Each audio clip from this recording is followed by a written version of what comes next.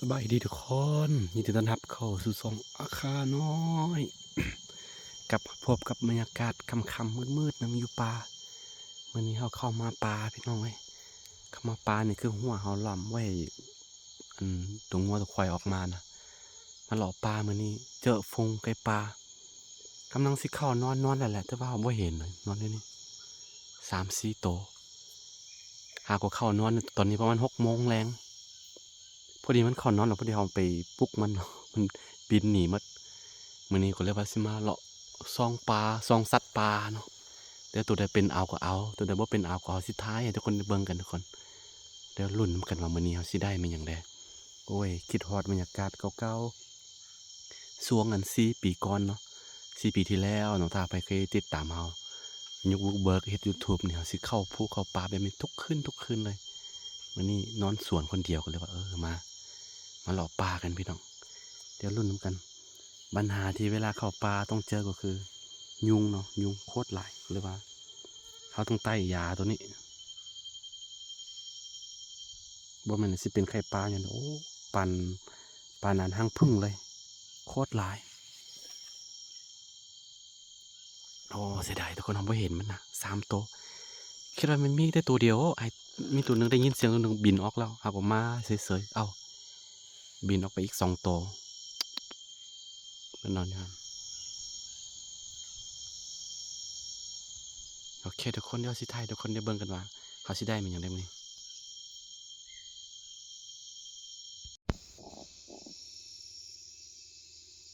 ตอน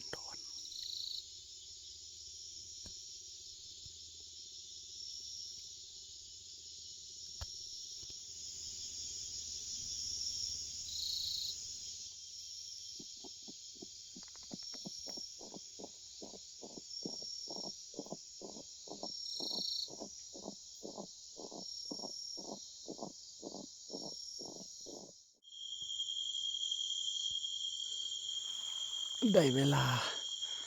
ลาเหยื่อลาแล้วได้เวลาออกล่าแล้วพี่น้อง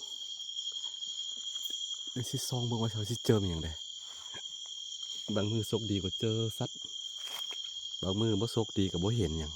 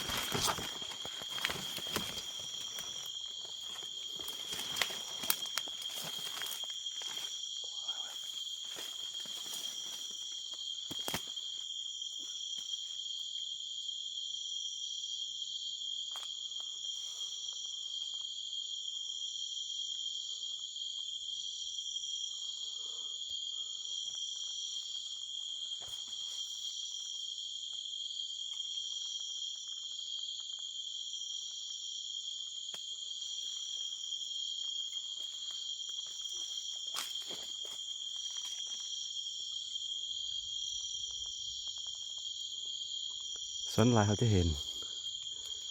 โอ้ยฟ้าห้องหนูไหวยักษ์กับอันตัวบางเบาะหรือว่าเห็นจะเห็นตัวนกมันยังนอนนะไก่ปลาบ่อยนะเดี๋ยวสิซองไปเรื่อยๆบางที่ก็ท้ายบ่ทัน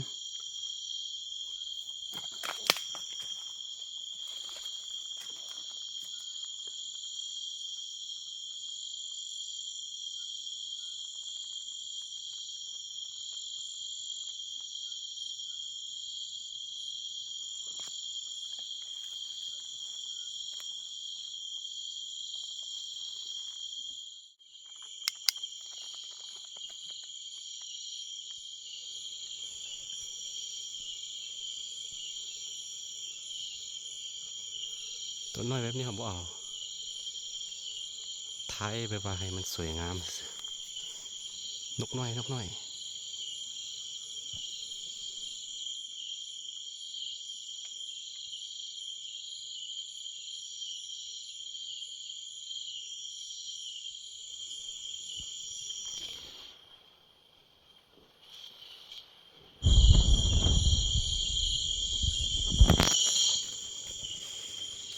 โง่แน่ใจว่ามันเป็นนกชนิดใด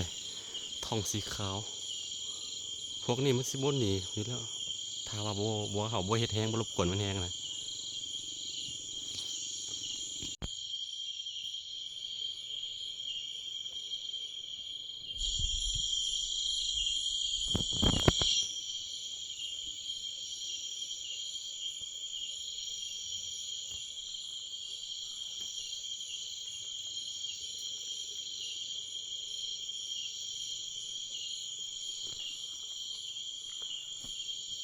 ปกติมันสินอนเป็นคู่เด้อตัวนี้คือว่าเห็นนอนตัวเดียวเนี่ยทุกคน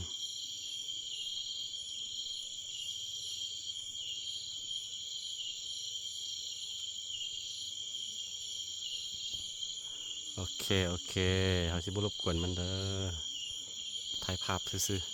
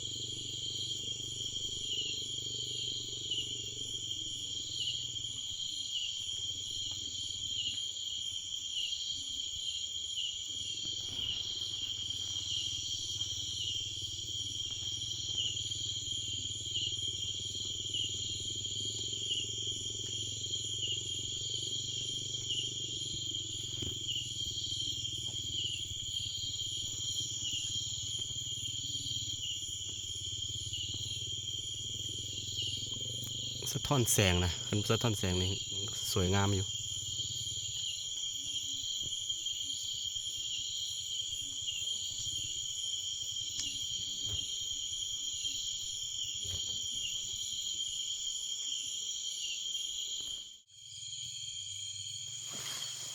มื้อนี้เขาเจอไก่ปลาฝูงหนึ่งนะมันนอนนะแต่ว่าเนื่องจากว่ามันอยู่มันตึบๆพอเขาบ่เห็นเขาเกือบสิไปเหยียบมันละมันก็เลยบินหนีหมดมันสิบ่ยอมทุกคนแล้วมื้ออื่นเช้าตอนมันตื่นเนาะเพราะว่าประมาณ4-5 โมงมันก็สิตื่นเนี่ยสิตื่นแล้วก็มันสิขันเด้ก่อนสิลงมาจากต้นไม้ที่มันนอนน่ะมันสิขันก่อนเนาะแล้วมันจึงลงมานะ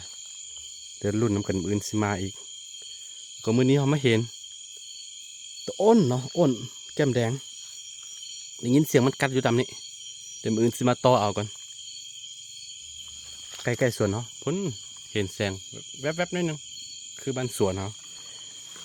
เสียดายเสียดายไก่ปลาเป็นฟงเลยบุทึกทางบ่หาทางกลับก่อนนี่แหละบางมือก็ได้บางมือก็ไม่ได้แบบนี้นะทุกคนเลยเวลาเข้าภูเข้าป่าถือว่ามื้อนี้เห็นเนาะเห็นเป็นฟงเลยนะไก่ปลานะ ซอกบ่เห็นซอกตัวมันบ่เห็นเนาะเวลาบินเนี่ยจึงเห็น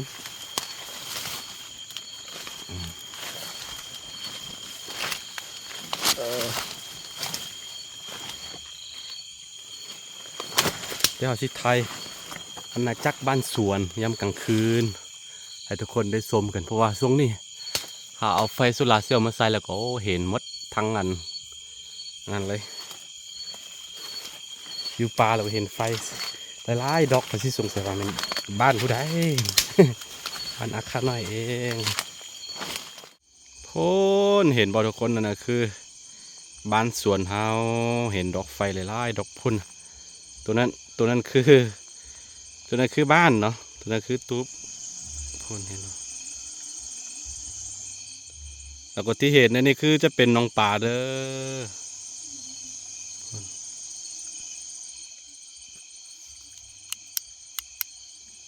ยามกลางคืน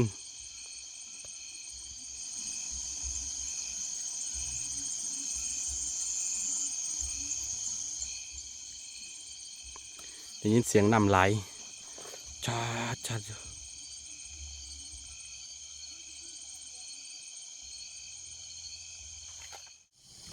ทุกคนตอนนี้เขาก็กลับมาฮอตอันบ้านสวนแล้วเนาะมาฮอตบ้านสวนอยู่คนเดียวเลยต้องได้ดังไฟปะแล้วก็สิไปหาอาหารก่อนเพราะมื้อนี้บ่ได้หยังมาสิลงน้ำเนาะดังไฟไว้ตั้งหม้อไว้แล้วก็ลงน้ำแป๊บเดียวนี้พอได้กินนี่แหละแต่ละมือของเขา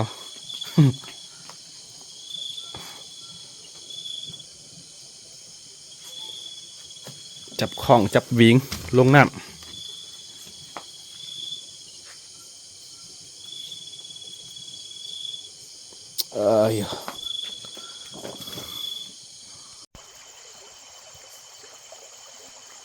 นี่จะมีป่ามีอยู่ใกล้ๆตักเอาปลาซิวไปกินก็ได้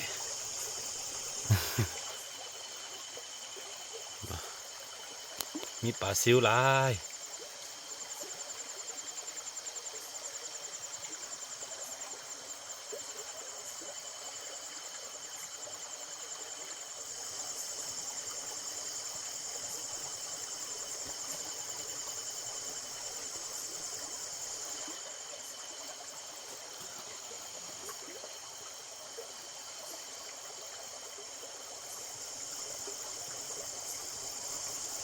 นี่ลงมาแป๊บหนึ่งเอาตักเอาพวกนี้ไปกินก็ได้นี่โอเคเอาสิหากันพี่น้อง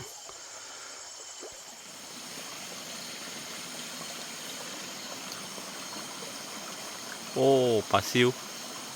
ซ้ำที่กิน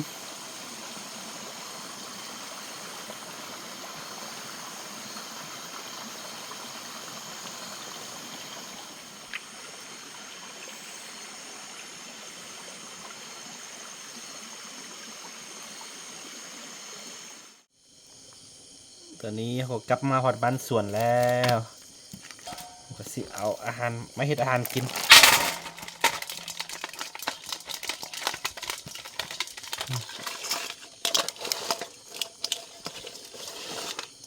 พอได้กินแป๊บเดียว